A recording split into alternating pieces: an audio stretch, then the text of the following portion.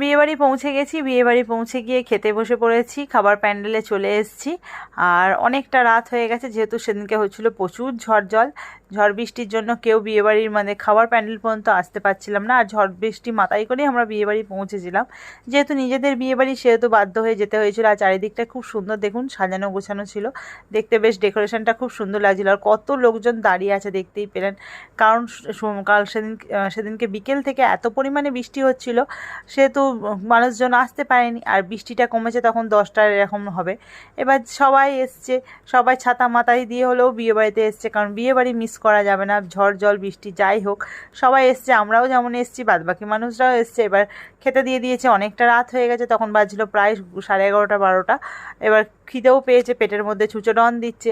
আর যথারীতি ঝটপট খাবারও দিয়ে দিয়েছে। আর কোনো রকম কথা না বলে, কোনো রকম চারিদিকে না দেখে এবার ঝটপট করে খেতে শুরু করে দিয়েছি। আমি আর মামাম এখানে বসেছি, আর দিদি আর দিদির ছেলে ওইদিকে বসেছে।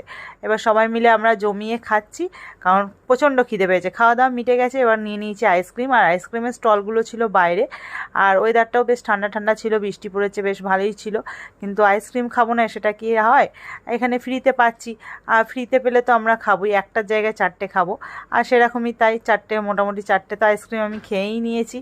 আর বেশ ভালোই লাগছিলো, পরিবেশটাও ঠান্ডা ঠান্ডা ছিল, আর ঠান্ডা ঠান্ডা আইসক্রিম খেতেও বেশ মজা লাগছিলো।